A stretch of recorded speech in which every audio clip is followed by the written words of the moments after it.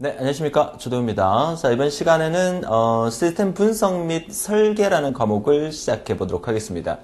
자, 시스템 분석 및 설계라는 이 과목은 여러분들 잘 아시다시피 정보처리 산업기사의 한 과목이 되겠죠. 이 강의를 들으시는 대부분 학생들이 정보처리 산업기사를 준비하시는 분들이라고 보여지고요. 여러분들께서 반드시 명심하셔야 될 게, 우리가 정보처리 기사가 있고 정보처리 산업기사가 있습니다. 자, 정보처리 기사는 4년제 대학교의 졸업 예정자 이상이 시험을 칠 수 있는 자격이 되고요. 자, 지금 정보처리 산업기사 같은 경우에는 2년제 대학교의 졸업 예정자부터 칠 수가 있고, 4년제 대학교 학생 같은 경우에는 3학년이 등록된 이상이 되시면 정보처리 산업기사를 치실 수가 있습니다. 그래서 정보처리 기사의 5과목, 그죠? 한 과목당 20점씩 해서 100점 만점인데, 5과목은 데이터베이스, 전자계산기 구조, 운영체제, 그리고 데이터 통신, 그리고 소프트웨어 공학, 이렇게 5과목이에요. 정보처리 산업기사는 앞에 4과목은 똑같아요. 데이터베이스, 전자계산기 구조, 운영체제, 그리고 데이터 통신이 기사인데, 이제 산업기사는 이제 제목 자체가, 명칭 자체가 정보통신 개론이라는 부분인데, 거의 90% 이상이 똑같기 때문에 같은 강의로 진행이 돼요. 그리고 마지막 과목은 소프트웨어 공학이 기사고, 산업기사에서는 지금부터 우리가 수업하게 될 시스템 분석 및 설계가 산업기사 과목이에요. 그러니까 기사만 치시는 분들은 이 강의를 안 들으셔도 되고요. 또 기사와 산업기사를 동시에 치시려고 하시는 분들은 소프트웨어 공학과 또 이 시스템 분석 및 설계 과목까지 같이 들어주시면 된다는 거 말씀을 드리고요. 산업기사만 시험을 치시는 분들은 소프트웨어 공학이라는 과목은 안 들으셔도 되고, 여러분 강의실 내에 있는 5과목, 즉 시스템 분석 및 설계 강의까지 들어주시면 된다고 말씀을 드립니다. 자, 이 시스템 분석 및 설계라는 이 과목 자체는 기사에서 나오는 소프트웨어 공학 과목과 거의 한 절반 정도가 또 흡사하게 됩니다. 흡사하게. 그래서 기사를 칠 수 있는 자격이 되시는 분들은 반드시 기사와 산업기사를 동시에 응시하는 게 훨씬 낫다고 제가 지난 강의에서도 계속 말씀을 드렸던 부분이죠. 자, 어쨌거나 좋습니다.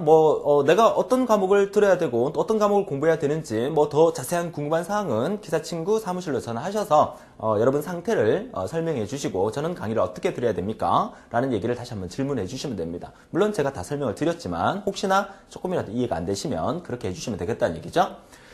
자, 그러면 이 소프트웨어 시스템 분석 및 설계라는 과목을 이제 영어로 SA라고 제가 표현한 것은 시스템 어널리시스의 약자가 되겠죠. 시스템 분석 및 설계라는 의미라고 생각을 하시면 되겠고요. 자, 이번 첫 번째 시간을 통해서 시스템의 개요와 설계 부분에 대해서 알아보도록 할 텐데요. 자, 이번 시간에 공부할 내용은 시스템이 도대체 뭐냐? 그죠? 시스템에 대한 개념을 알아보고요. 그리고 이러한 시스템을 설계하는 단계에서는 또 어떤 일들을 해야 되는가에 대해서 중점적으로 알아보도록 하겠습니다. 자, 좋습니다. 첫 번째 화면을 통해서 시스템에 대한 개념을 우리가 알아볼 텐데요. 자, 여러분들은 이 시스템에 대한 개념 과연 뭐냐? 시스템이 도대체 뭐냐? SYSTEM의 약자, 우리말로 그대로 번역하면 사전적 의미는 어떤 구조? 어떤 체계? 이렇게 얘기를 합니다. 시스템에 대한 정확한 개념은 이렇게 생각하시면 돼요. 여러분들이 아마 여러분 가정에 홈시어터 시스템이다 라는 게 혹시 있습니까? 자, 홈시어터 시스템이라고 해서 거창하고 그런 건 아니죠. 일단 TV가 한 대 있어야 되겠고, 그리고 5.1 채널 이상의 서라운드 스피커들이 양쪽에 딱 이렇게 장착이 돼야 되겠죠. 그리고 영화를 볼 수 있도록 MP3를 USB를 꽂을 수 있는 상태라든지, 또 PC 같은 것도 연결돼 있는 그런 상태라든지. 그러니까 우리 집 홈에 영화관처럼 영화를 생생하게 볼 수 있는 여러 가지 장비들을 하나로 모아서 우리는 뭐라 부른다? 홈시어터 시스템이라고 부르는 거죠. 자, 그러면 우리가 정보처리 산업기사를 준비하면서 또는 정보처리 기사를 준비하면서 시스템에 대한 개념은 우리가 고객이 어떤 시스템을 만들어 달라고 요청을 했을 경우에 그 고객에게 맞는 시스템을 만들어주는 건데요. 그 시스템을 만들어줄 때는 그 시스템 안에는 여러 가지 기능들이 포함되어 있다는 얘기죠. 그러니까 여러 가지 기능들이 포함되어 있는데 그 각각의 기능들은 하나의 큰 영화를 보여줄 수 있는 시스템에 동작하기 위해서 필요한 요소들이라는 거죠. 그렇죠? 그런 것들을 하나로 모았을 때 우리는 하나의 시스템이라고 부른다. 자, 시스템에 대한 정의 정확하게 할 수 있겠죠. 자, 그래서 어떤 목적을 위하여, 영화를 보기 위한 목적을 위하여 하나 이상의 기능 요소가 상호 관련하여 유기적으로 결합된 것을 우리가 시스템이라고 정의를 내린다. 홈시어터 시스템이라고 생각하시면 되겠죠. 근데 실제 우리가 정보 처리에서 공부하고 있는 이 시스템이라는 개념은 뭐 홈시어터 시스템의 어떤 기계를 만들고 이런 개념이 아니라 프로그램이죠. 그렇죠. 소프트웨어. 그러니까 하나의 어떤 소프트웨어. 제가 데이터베이스 강의 시간도 그랬고 또 기사를 준비하는 분들을 위해서 소프트웨어 공학 강의에서도 늘 말씀드렸지만 뭐 예를 들어서 비디오 가게를 관리하는 프로그램을 개발한다. 또 비디오 가게 관리 시스템을 개발한다. 그러면 비디오 가게에서 필요한 시스템이 어떤 것들이 있습니까? 뭐 바코드 판독기라는 것도 있어야 될 거고요. 바코드로 테이프 찍어야 되니까. 그러니까 그 소프트웨어 내에서는 뭐 빌려가는 그죠? 대출에 관련된 뭐 얘기도 있어야 될 거고 또 반납에 관련된 어떤 얘기도 있어야 될 거고 연체자가 생기면 또 연체에 관련된 어떤 얘기가 있어야 될 거고 여러 가지 기능들을 모아서 하나의 비디오 가게 관리 시스템이라는 게 만들어진다는 거죠. 그죠? 자, 개념 쉽게 정리가 됩니다. 시스템의 정의를 묻는 문제, 그죠? 기본적으로 한 문제는 나올 수 있습니다. 계속 읽어볼게요. 예정된 기능을 수행하기 위하여 설계된 상호작용을 갖는 요소들의 유기적인 집합체다. 자, 중요한 키워드는 뭡니까? 중요한 키워드는 바로 상호작용이라는 말이 중요한 키워드로 사용이 돼야 됩니다. 이 상호작용이라는 말. 그죠? 자, 상호작용. 자, 펜이 그죠? 색깔을 제가 옐로우로 자 펜이 지금 상황이 지금 안 나오고 있는데 펜 상태를 제가 조금 더 확인을 해보도록 하죠. 자 가끔씩 지금 제가 지금 보여드리는 이 부분도 지금 파워포인트 화면이잖아요. 저는 이제 뭐 이런 상황에 대해서 이제 엔지를 내고 제 촬영이 들어가고 뭐 이런 것도 맞겠지만 사실 한번 보세요. 자 이렇게 해서 제가 다시 한번 쇼를 해서 보여드리도록 하죠. 자, 펜이 이제 나오나 안 나오나 보세요. 자, 세 번째 화면으로 넘어가서 자, 이제 펜이 나오잖아요. 그죠? 보세요. 좀 굵게. 자, 이제 나오네요. 그죠? 자, 지금 우리는 뭘 공부하고 있었냐면 시스템에 대해서 공부하고 있었는 거예요. 자, 제가 지금 여러분들에게 강의를 진행을 했죠. 강의를 진행하려면 상호 관련 있는 여러 가지가 모여서 하나의 시스템을 만들어주는 거죠. 지금 뭡니까 이게? 이게 강의 시스템이죠. 강의 시스템에서 제가 방금 어떤 여러 가지 그 상황을 보여드렸죠? 이 전자펜, 그죠? 전자펜의 기능이 동작을 안 하고 있었어요. 그러면 전자펜의 기능을 동작하기 위해서 제가 화면을 잠시 닫고 어디로 갔습니까? 소프트웨어를 실행시켰죠. 어떤 소프트웨어? 전자펜을 인식할 수 있는 소프트웨어를 실행시켰다는 얘기죠. 그러고 난 다음에 파워포인트라는 프로그램을 띄웠다는 얘기죠. 그리고 키보드로 막 조작을 했다는 얘기죠. 그죠? 그러니까 이런 여러 가지가 합쳐져서 이 큰 스크린과 큰 전자칠판과 그리고 또 화면을 보여주는 상태와 또 PC와 키보드, 마우스 이런 것들이 강의 전체를 이루는 시스템을 의미한다. 아주 좋은 예가 된 것 같아요. 그죠? 맞죠? 자, 엔지를 내고 다시 강의를 할 수도 있지만 이런 부분까지 보여드리면서 시스템에 대한 개념을 정확하게 이해하는데 결국 뭐다? 상호작용이라는, 상호의존적이라는, 상호작용이라는 말이 시스템 정의의 바로 키워드가 되겠다. 결국 이 상호작용하는 이런 모든 기능들은 같은 목적, 강의를 하는 시스템에 강의하는 목적, 그죠? 영화를 보기 위한 홈시어터의 영화 보기 위한 목적, 이런 목적들이 하나로 합쳐서 하나의 시스템이 된다는 거. 자, 데이터 처리 시스템에서 규정, 수단, 순서, 방법, 루틴 장치 등이 하나로 목적하에 결합돼서 그 사이에서 상호작용이 정해진 방법에 따라서 조정되는 것이다.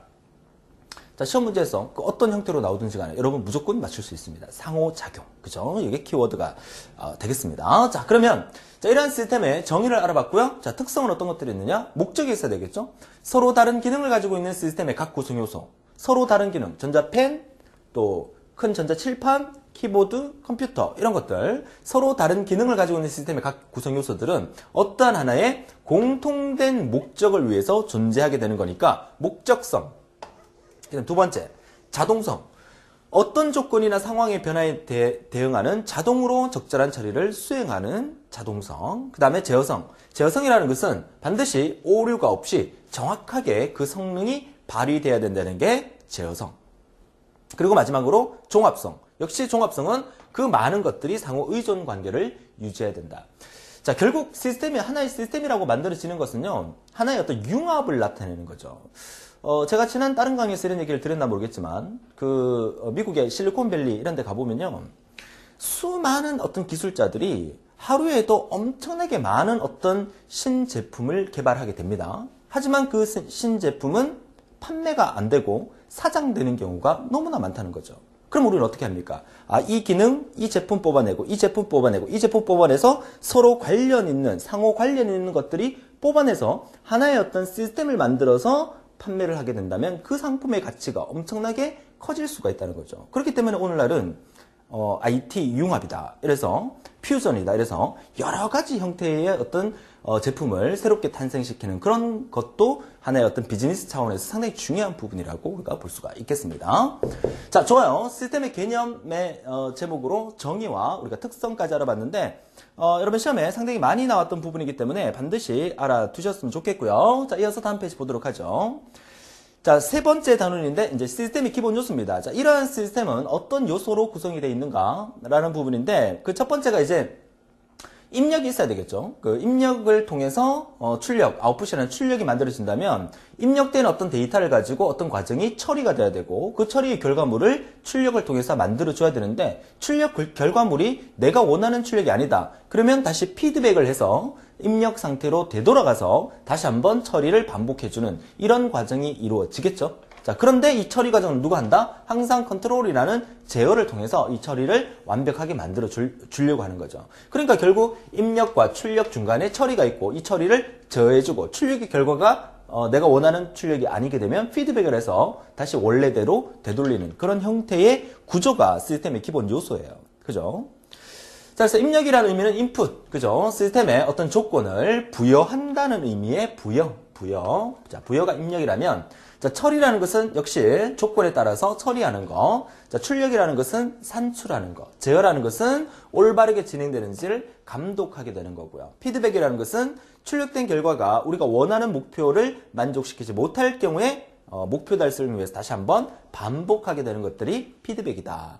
자, 그래서 내용 자체가 그렇게 어렵진 않습니다. 그쵸? 외울 수 있으면 또 외워주셔도 되겠어요. 뭐 굳이 외우지 않더라도 뭐 컴퓨터니까 컴퓨터의 어떤 내용들이 항상 입력이 되면 출력이 나와야 되고 그 출력을 처리를 해야 되고 그 처리를 제어해야 된다. 잘못된 출력이 나오면 다시 피드백을 해서 다시 원래 상태로 되돌린다. 뭐 이 정도의 개념을 알게 되면 여기에 관련된 문제는 매년 한 번씩은 꾸준히 나왔던 부분이죠. 여러분 교재를 보시면 아실 거예요. 그죠? 매년 한 번씩 꾸준히 나왔으니까 왼쪽에 오답 쪽지를 보시면서도 틀린 답으로 또 뭐가 나왔는지도 한번 체크해 보시면 도움이 되실 겁니다.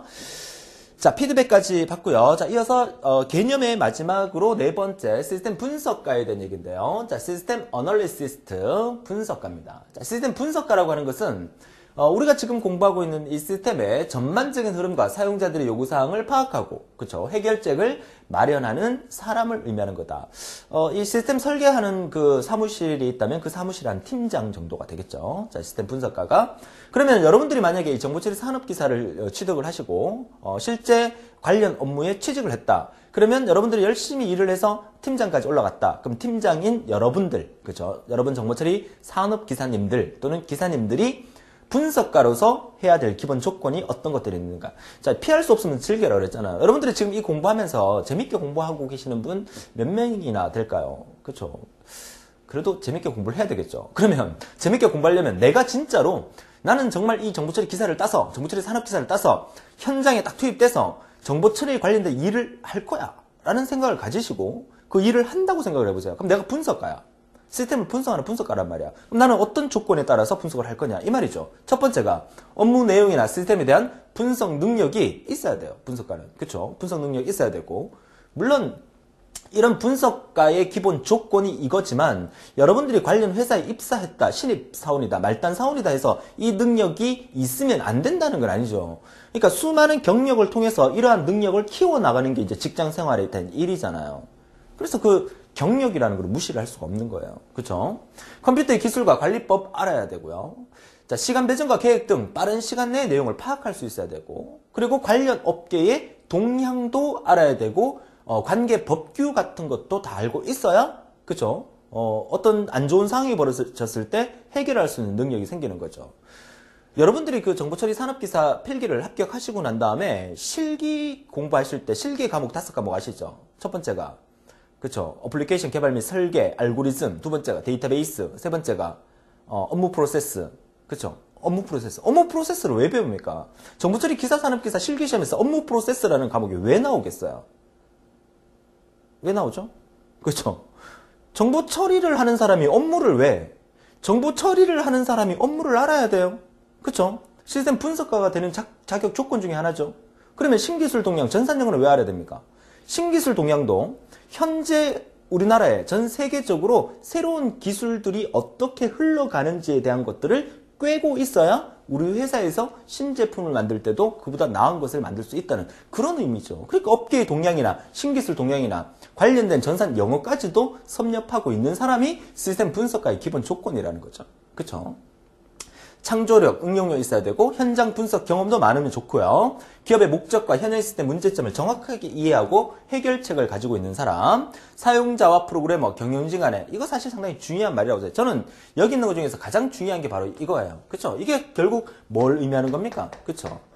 그러니까 기본적으로 회사를 그만두는 사람들의 그 첫 번째 이유가 제가 이거라고 말씀드렸죠. 그렇죠?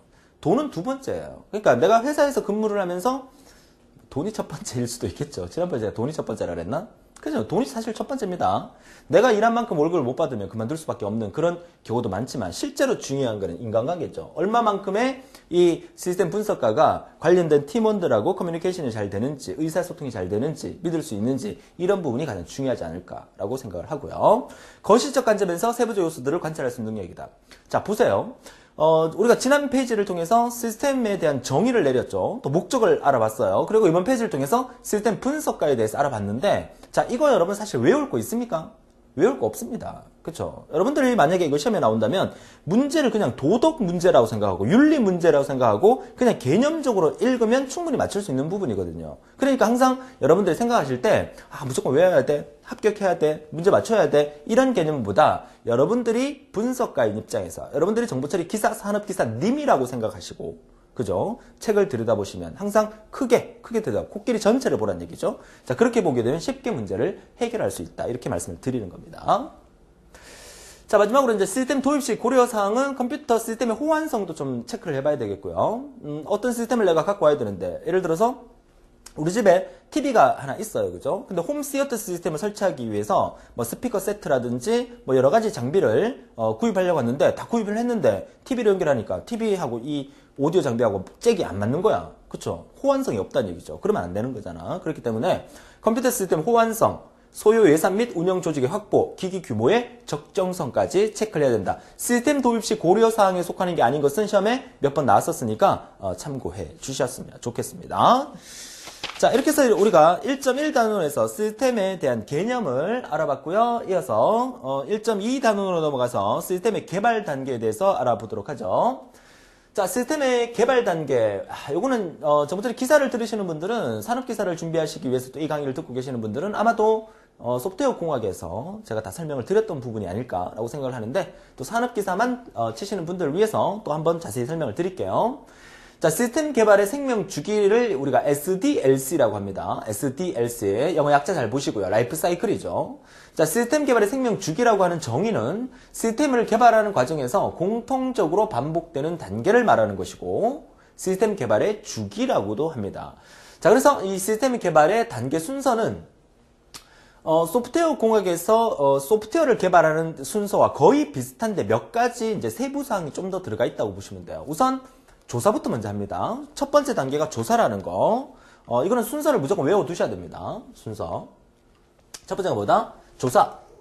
자, 조사가 끝나면 뭐합니까? 분석을 해야 되겠죠. 분석. 자, 분석이 끝나면 설계. 설계가 끝나면 구현. 구현은 뭡니까? 코딩하는 겁니다. 컴퓨터에다 직접 입력하는 겁니다. 그 상황을. 분석하고 설계했던 상황을 컴퓨터에 입력하는 단계를 우리가 구현, 다른 말로 코딩이라고 하고요. 자, 구현이 끝났으면 이제 실제로 잘 동작하는지를 테스트를 해봐야 되겠죠. 자, 테스트가 끝나면 움직여 봐야 됩니다. 그죠? 테스트를 다 했으니까. 움직여 보고 잘 움직이는지 판단이 되면 그다음부터 뭐야? 완성을 하고 유지 보수를 이어가는 거죠. 소프트웨어 공학이라는 과목에서 소프트웨어를 개발하는 단계와 똑같은데 소프트웨어 개발하는 단계는 이 부분이었어요. 그죠? 시스템을 분석하는 게 첫 번째였고 그 다음에 설계가 두 번째, 구현이 세 번째, 그 다음에 검사, 테스트가 네 번째, 그리고 마지막이 다섯 번째 유지 보수. 소프트웨어를 개발하는 순서는 이렇게 5단계였어요. 근데 시스템을 개발하는 단계는 맨 앞에 시스템 조사라는 게 하나 더 들어가고 중간에 테스트가 끝나고 난 다음에 바로 운영하는 것도 하나 더 들어간다고만 보시면 돼요. 그렇게 구별할 수 있으면 되겠습니다. 그죠? 물론 산업기사만 준비하시는 분들은 소프트웨어 공학 과목을 안 들으셨기 때문에 요거 전체의 순서를 외워주시면 된다고 말씀을 드립니다. 자, 좋아요. 자, 시스템 조사라는 부분을 이제 본격적으로 넘어갑니다. 지금 이 전체의 순서가 상당히 중요하니까 이 순서는 무조건 여러분들이 외워두시고 그 다음에 이 첫 번째에 해당되는 이 조사에 대한 설명이 지금 갈로 2번부터 설명이 되고 있다는 거죠. 여기 있는 조사, 분석, 설계, 구현, 테스트, 운영, 유지, 보수를 지금부터 자세하게 우리가 공부를 해 나가고 있다고 보시면 돼요. 그 첫 번째가 이제 시스템 조사인데 조사가 뭐 하는 거냐? 현행 시스템의 상태와 문제점을 파악하고 해결 방안을 제안하는 단계를 우리가 조사라고 한다. 그죠? 그럼 어떻게 조사합니까? 첫 번째가 이제 면담 조사라는 게 있죠. 면담 조사, 인터뷰한다는 얘기죠. 그래서 고객에게 찾아가서 시스템을 요구하는 고객에게 찾아가서 조사를 하는 거죠. 인터뷰합니다. 자, 니네 시스템에 문제가 뭐가 있냐? 그쵸? 뭐가 있다. 그러면 그 문제를 해결하기 위해서 내가 어떻게 해줄까? 그럼 뭐 어떻게 해달라. 그럼 알았다. 그러면서 막 메모하고 조사를 하겠죠. 자, 그게 바로 조사, 면담을 합니다. 직접. 다른 말로 인터뷰 조사라고 하고요. 자, 두 번째는 질문서 조사. 이거는 그 설문지 돌린다는 얘기죠. 그 시스템을 요구하는 그 회사로 찾아가서 니네 회사의 문제점이 뭐냐 하면서 설문지 다 돌려서 기본적으로 시스템을 개발하는 회사에서는 그런 어떤 설문 양식을 갖고 있겠죠. 그죠? 많은 노하우와 경험을 통해서 그럼 설문지를 돌려서 그 설문지를 받아들여서 직원들이 이러한 부분을 답답해하고 있겠구나. 그래서 이런 부분들을 해결해 줘야 되겠다. 이런 생각을 할 수가 있겠죠. 그래서 질문 대상을 표본 추출하거나 전체를 대상으로 설문지를 이용하여 조사하는 방법이다. 다른 말로 앙케이트 조사라고도 한다. 그러니까 충분히 우리가 이해할 수 있습니다. 자, 그 다음에 세 번째는 현장 관찰 조사라 그래서 그 사내 직원들이 응하지도 설문조사도 잘 응하지도 않고 또 오너를 만나서 면담 조사를 해봐도 별 느낌을 잘 모르겠어. 그러니까 실무자들이 직접 그 회사에 투입돼서 현장을 조사하는 방법이겠죠. 실제 작업 현장을 방문하여 실제의 사무 흐름을 사실 그대로 파악하고 조사하는 방법이고 다른 말로 관찰 조사라고도 한다. 이런 얘기고요. 자, 마지막에 자료조사는 시스템 개발에 필요한 서류나 문서 등을 수집해서 그 회사에서 그동안 사용했던 어떤 문서들이 있겠죠. 그런 문서를 수집해서 사용하는 형태가 되겠다. 이런 얘기인데요.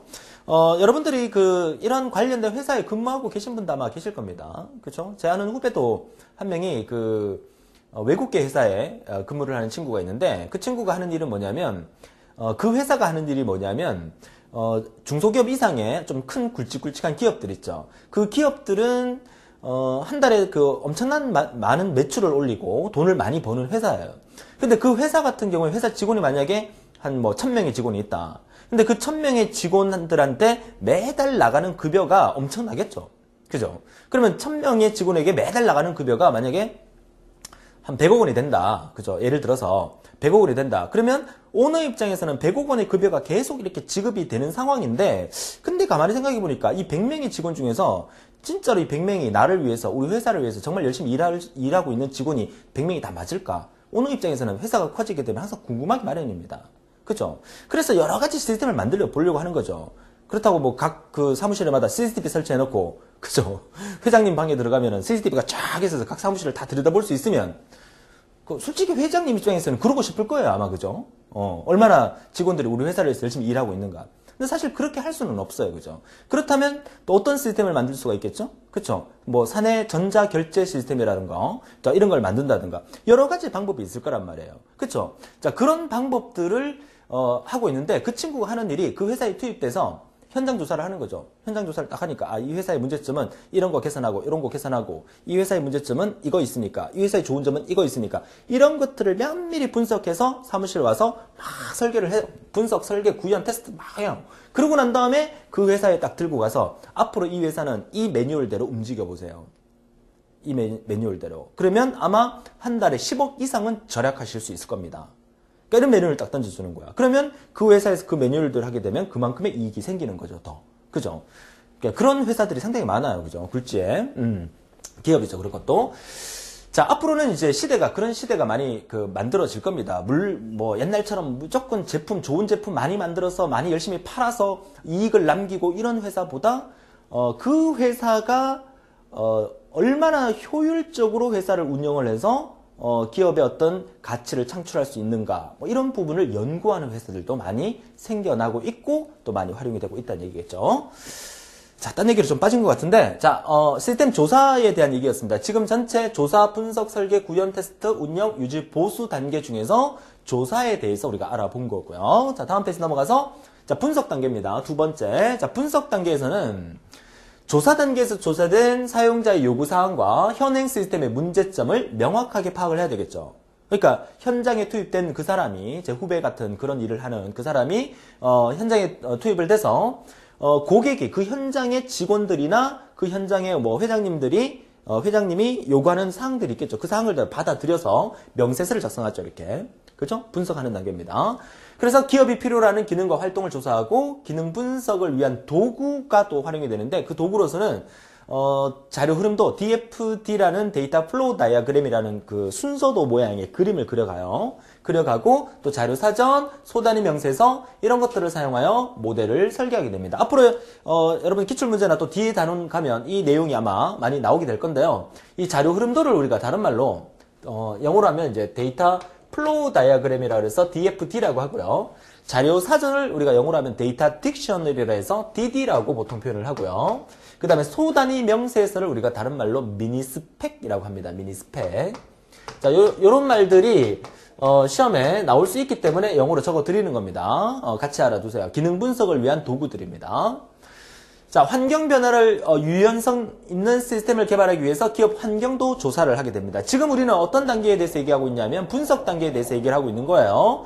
시스템이 실제로 사용되고 시스템에 입력될 자료의 발생지인 현장에 대한 조사가 상세하고 철저하게 조사가 되어야 된다. 그 철저하게 조사가 된 걸 가지고 분석 단계에 들어오게 되는 거죠. 여러분들이 이번 시간에 공부하는 것 중에서 가장 중요한 게 순서 외우는 게 가장 중요하고, 그 순서에서 구체적인 설명까지 알아듣는 게 중요하다는 얘기예요. 시스템 분석 단계에서 해야 될 일입니다. 그죠? 자, 분석이 끝나면 이제 뭐 합니까? 그죠? 설계를 해야 되겠죠. 자, 어떻게 설계하느냐? 시스템 분석에 의해 정의된 시스템 요구 분석 명세서를 토대로, 이런 것들을 토대로 새로운 시스템을 구체화하는 단계를 우리가 시스템 설계 단계를 한다. 자, 키워드 구체화하는 단계를 우리가 시스템 설계라고 한다.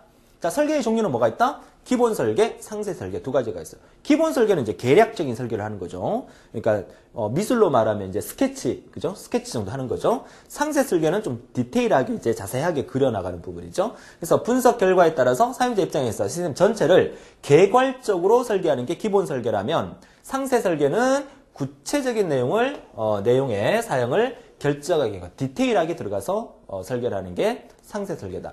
기본 설계와 상세 설계를 묻는 문제가 시험에 자주 등장했어요. 정보처리 산업기사에서 5과목 중에서 가장 쉬운 과목이 지금 시스템 분석 및 설계예요. 왜냐면 공부할 게 별로 없어요. 외울 것도 별로 없어요. 물론 뒤에 가면 또 외울 거 많이 나오겠지만 전체적인 내용이 뭐야? 오늘날 회사의 업무의 흐름을 나타내는 거랑 똑같아요. 그러니까 지금 제 강의를 들으시는 분들 중에서 이제 그 대학교를 이제 졸업을 앞둔 졸업 예정자들이 많이 듣고 있겠지만, 그래도 사회생활을 어느 정도 해보신 분들이 또 듣고 계시다면 이게 너무너무 쉽게 해결이 되는 부분이죠. 왜? 내가 몸소 경험을 했던 부분이기 때문에. 그죠? 알아두시고요. 시스템 설계 과정에 이제 그 순서를 또 이렇게 딱 분류를 해놨는데, 첫 번째가 이제 목적을 설정하고, 그 다음에 조사 분석을 하고, 그 다음에 신 시스템을 설계를 하고, 신 시스템을 실행을 해보고, 그 다음에 잘 돌아가는지 실행 후에 평가하는 거니까, 이 순서 역시 우리가 지금 전체적으로 공부하는 순서랑 똑같다고 보시면 되겠습니다. 자, 마지막 네 번째, 시스템 설계 단계에서 요구되는 사항을 물었습니다. 그죠? 시스템 설계 단계에서 요구되는 사항은 코드의 체계에 대한 설계를 하게 되고요. 각 모듈의 논리적인 처리 절차를 설계하게 되고, 또 파일의 구체적인 사항을 설계해야 된다. 시험에 한 번 정도 나왔기 때문에 이거는 한 번만 읽어봐 주시면 좋겠습니다. 자, 좋아요. 여기까지가 설계 단계고요. 이제 설계 단계 다음에 뭐죠? 벌써 까먹었나요? 앞에 다시 볼까요? 조사, 분석, 설계, 다음에 뭐야? 구현, 그 다음에 테스트, 운영, 유지, 보수입니다. 이 순서대로 지금 우리가 정리하고 있는 거예요. 자, 구현 단계 보도록 할까요? 자, 구현의 얘기는 뭐냐면 아까 말씀을 드렸지만 컴퓨터에다가 직접 코딩하는 단계다. 컴퓨터에 직접 입력하는 단계를 우리가 구현이라고 합니다. 자, 설계 단계에서 산출된 설계 사용서에 대한 내용을 컴퓨터가 인식할 수 있는 프로그램 코드로 변환한다. 작성하는 단계다. 그래서 다른 말로 프로그래밍 또는 코딩이라고 한다. 그러니까 직접 프로그래머가 이제 컴퓨터에 입력하는 단계라고 보시면 돼요. 자, 구현이 끝났으면 이제 뭐합니까? 잘 돌아가는지 테스트를 해봐야 되겠죠. 자, 테스트는 사용자의 요구에 따라서 시스템이 구현되는 것을 검증하는 단계다. 이제 소프트웨어 공학을 공부하시는, 기사를 공부하시는 분들은 아마 소프트웨어 공학에서 이제 테스트 부분을 우리가 블랙박스 테스트, 화이트박스 테스트 이런 얘기를 우리가 많이 들어보셨을 겁니다. 자, 테스트하는 단계고요. 자, 7번째 이제 실행을 해봐야 되겠죠? 운영하는 단계입니다. 자, 활용하는 단계라고 정리하시면 되겠고요. 자, 활용을 하려고 하니까 역시나 활용이 나오네요. 그죠? 자, 활용하는 단계였고요. 자, 그리고 마지막으로 이제 진행돼야 되는 게 유지보수 단계예요. 유지보수 단계. 이 유지보수 단계가 얼마나 중요한지 몰라요. 보세요. 자, 우리는 지금 이 단계를 공부하고 있어요. 첫 번째, 조사, 분석, 설계, 구현, 테스트, 운영. 여기를 딱 자릅니다. 그죠? 앞에서도 제가 잘랐어요. 자, 여기서부터 조사부터 시작해서 자, 유지 보수까지를 전체로 100으로 봤을 때 이 단계에서 해야 되는 일이 몇 프로 정도가 될까요? 이 단계만 60% 정도. 이해할 수 있겠어요? 그쵸? 이거 전체를 포함해서 몇 프로야? 한 40%밖에 안 된다는 거예요. 그만큼 어떤 시스템에서 가장 중요한 건 유지 보수 기간이에요. 여러분들이 만약에 뭐 삼성이나 LG에서 TV를 하나 샀다고 쳐봐요. 뭐 아니면 핸드폰을 하나 샀다고 쳐봐요. 핸드폰 샀을 때 워런티 기간이 얼마입니까? 보통 한 1년은 되죠. 어떤 거는 한 2년짜리도 되고요. 스마트폰을 구입을 하고 난 다음에 1년 내지 2년 동안 무상 AS 서비스 기간을 주는 게 바로 이 유지 보수 기간이죠. 그러면 여러분들이 개발자 입장이라고 생각해봐요. 고객이 제품을 잘못 만들어서 고객이 1년 안에 계속 그 고장나서 밖으로 오면 여기에 소요되는 시간과 비용이 얼마나 많이 들겠어요. 그쵸? 그러니까 제품 대충 만들어갖고 비싸게 고객들한테 파는 게 중요한 게 아니라 제품을 완벽하게 만들어서 이 단계를 통해서 완벽하게 만들어서 이 기간을 최대한 줄이는 게 더 중요하다는 거예요. 그쵸? 그러니까 모든 어떤 제품이나 시스템이나 그런 걸 만들 때 이 유지 보수 기간을 단축시키는 게 얼마나 중요한가. 그래서 정보처리 기사에 나오는 소프트웨어 공학이라는 또 우리가 지금 공부하고 있는 시스템 개발 및 분석이라는 이 학문 자체가 나오게 된 것도 이런 유지 보수의 어떤 문제점 때문에 등장하기도 했다는 거죠. 그렇죠? 이런 부분을 우리가 줄일 수 있는 게 더 중요하다. 그래서 지금 우리가 공부하고 있는 이 전체 과정 중에서 여러분 시험에도 얘가 제일 많이 나와요. 유지보수가. 그렇죠? 다시 돌아가도록 하죠. 자, 그래서 이 유지보수 단계, 시스템을 감시하고 주기적으로 평가하여 시스템을 향상, 또 최상의 상태로 유지하는 단계를 의미하는 거고요. 시스템 개발 단계 중에서 가장 많은 비용이 투입되는 단계다. 이게 시험에 가장 단골로 나오는 말입니다. 그렇죠? 전체 단계 중에서 가장 많은 비용이 투입되는 단계가 무슨 단계다? 유지보수 단계가 된다. 그러니까 여러분들이 만약에 삼성에서 TV를 하나 샀다. 그렇죠? TV 가격이 만약에 50만 원이다. 그럼 그 50만 원 중에서 TV 원가만 해도 제 생각에는 10만 원밖에 안 돼요. 나머지 30만, 10만 원을 마진으로 남긴다 그러면 나머지 한 30만 원은 유지 보수의 비용으로 미리 산정을 해 놓는 거야. 그렇죠? 그래야 에이스 센터도 운영하고 고객이 들고 왔을 때 뭐 잘못됐으면 완전히 통째로 바꿔주기도 하고 이런 부분에 비용이 들어가는 거죠. 제품만 완벽하게 만들고 유지보수가 따로 필요 없는 제품이라면 가격의 제품의 가격 자체가 더 줄어들 수도 있겠죠. 그렇죠? 자, 그런 부분이 되겠습니다. 자, 시험에 잘 나오는 거 역시나 유지보수의 종류. 자, 얘가 가장 많은 비용이 투입되는 단계라는 이 말이 별표 3개라면 유지보수의 종류를 묻는 문제는 별표 2개 정도로 해서 이거 4가지 무조건 외워두셔야 됩니다. 그 첫 번째가 수정 유지보수, 그 다음에 적응 유지보수, 완전 유지보수, 예방 유지보수인데 얘가 만약에 구체적으로 시험 문제 나온다 그러면 틀릴 사람은 아무도 없을 겁니다. 말 속에 다 의미가 있어요. 수정을 하는 유지보수다, 오류를 수정하는 작업이다. 그쵸? 따로 안 해도 되겠죠? 자, 적응 유지보수다. 적응 유지보수는 환경이 변경될 때 변화의 최신의 환경에 맞게 수정되는 거다. 최신의 환경에 뭐한다? 이게 적응한다는 얘기죠. 최신의 환경에 맞게끔 적응한다는 얘기야. 그죠? 여기에 있는 환경에 맞게 수정하는 요 말 때문에 이거 찍으면 안 돼요. 그죠? 환경에 맞게 적응한다는 말이고요. 그 다음에 완전 유지보수라는 말은 업무 기능을 확장하거나 성능 개선, 성능을 개선한다. 성능을 개선해서 완벽한 제품을 만들어낸다. 완전 유지보수. 그죠? 그 다음에 예방 유지보수. 그 제품의 하자가 일어나지 않도록 미리 예방하는 거죠. 더 좋은 조건을 갖도록 향상시키기 위해서 좋은 조건을 갖도록 향상시키기 위한다는 말은 앞으로 이런 일이 일어나지 않도록 좋은 환경을 만들기 위해서 미리 예방한다는 거예요. 근데 이거 시험에 상당히 많이 나오는데요. 여러분 책에도 보시게 되면 유지보수의 종류하면서 그러니까 실제 기출됐다는 얘기가 지금 몇 개가 없지만 실제로 이 부분이 시험에 상당히 많이 나오고요. 기사에서도 상당히 많이 나오는 부분이에요. 그렇죠? 근데 안타깝게도 기사보다 산업기사에서 영어로 더 잘 나와요.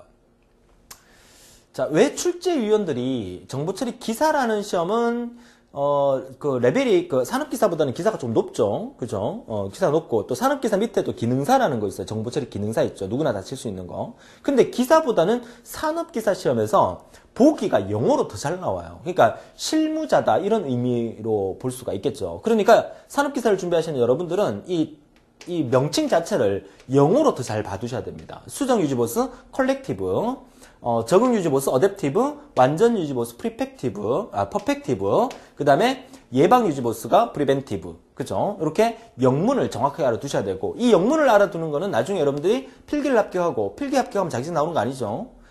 실기 시험까지 치셔야 되잖아. 그죠? 실기 때 전산 영어에도 이거 그대로 나올 수 있어요. 그죠? 그러니까 전산 영어를 대비해서라도 영어 단어 하나 외운다 생각하시고 반드시 영어로도 알아두세요.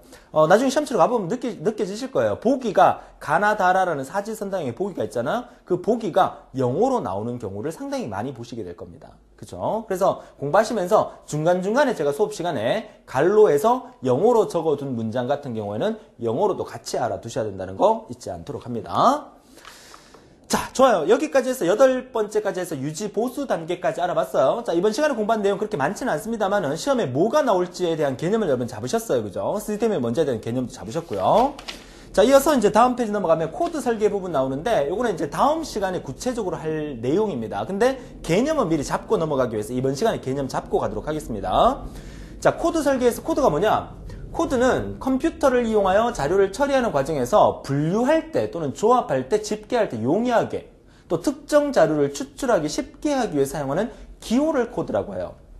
무슨 말이냐면 여러분들이 아마 이런 경험을 해보신 적이 있을 거예요. 여러분들이 만약에 TV가 고장났다 또는 뭐 핸드폰이 고장났다 그러면 AS센터에 전화를 하잖아요. 전화를 하면 AS센터 직원이 여러분한테 뭘 물어봐요? 혹시 그 제품 시리얼 넘버 조금 불러주시겠어요?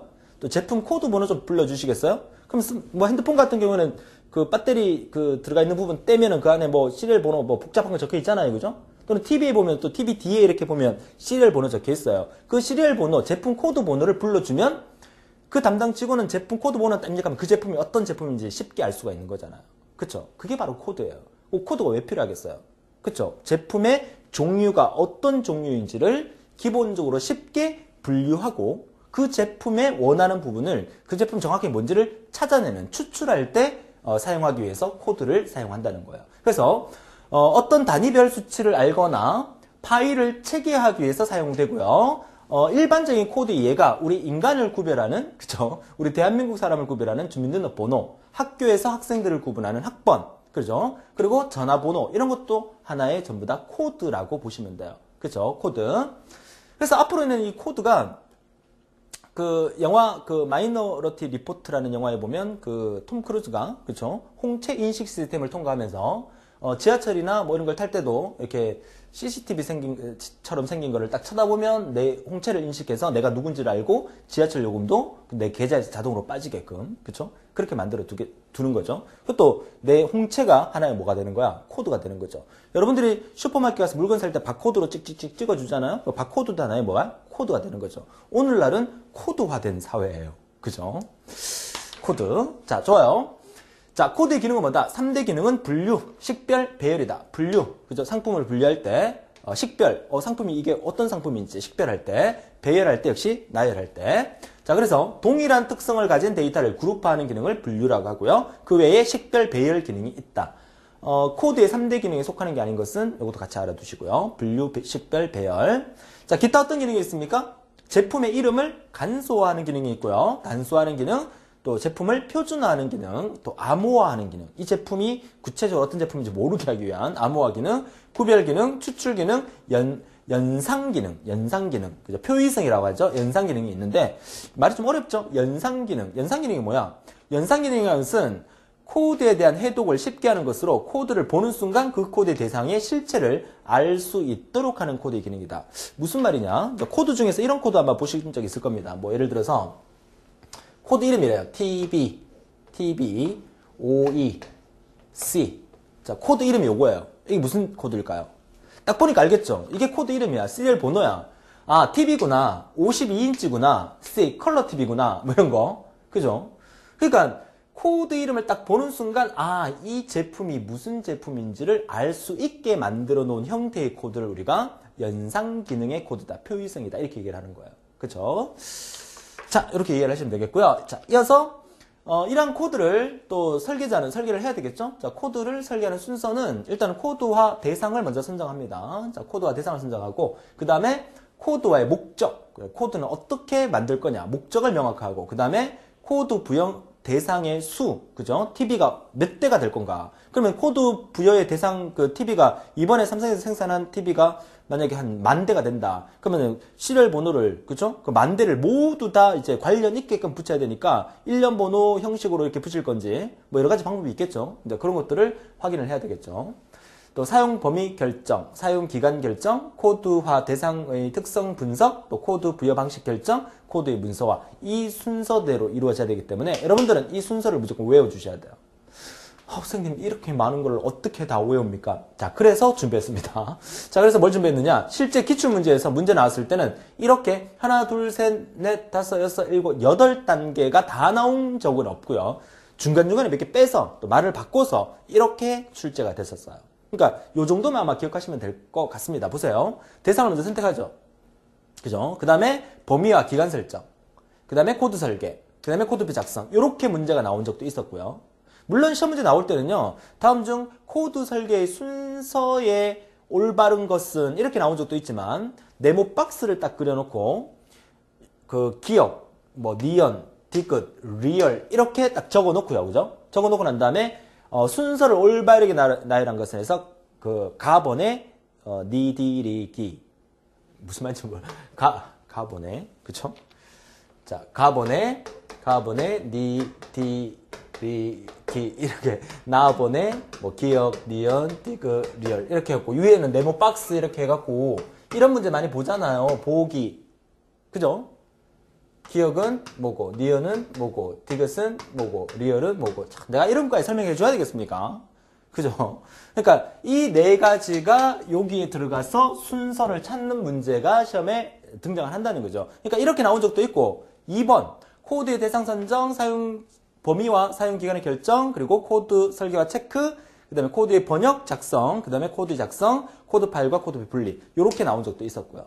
또 이렇게 나온 적도 있었고 이렇게 나온 적도 있었어요. 그러니까 여러분들은 교재를 보시면서 아래쪽에 이제 참고 표시죠. 이 기출문제. 실제 기출문제는 이렇게 출제됐다는 사실을 보면서 조금 그 연상을 해서 암기를 좀 해주셔야 됩니다. 아시겠죠? 자, 이 부분 정리해 주시고. 자, 그 다음에 오른쪽 넘어가서 코드 설계 시 유의사항 보도록 하죠. 자, 코드 설계 유의사항은 시험에 상당히 많이 나왔었습니다. 그죠? 자, 코드 설계 때는 어떤 것들을 유의해야 되는가? 첫 번째가 연상하기 쉬워야 한다. 코드를 딱 보는 순간 이 제품이 무슨 제품이다 라고 기본적으로 알고 있어야 됩니다. 그 다음에 대상 자료와 1:1 대응되도록 설계한다. 고유성을 나타내야 되고요. 단순하고 짧게 작성하는 게 좋습니다. 너무 코드가 길게 되면 AS한테 전화하니까 코드 번호 불러주세요 라고 해서 TBD에 코드 번호 보니까 ASDF 하고 막 쭉쭉 길잖아요. 그럼 짜증나잖아요. 그죠?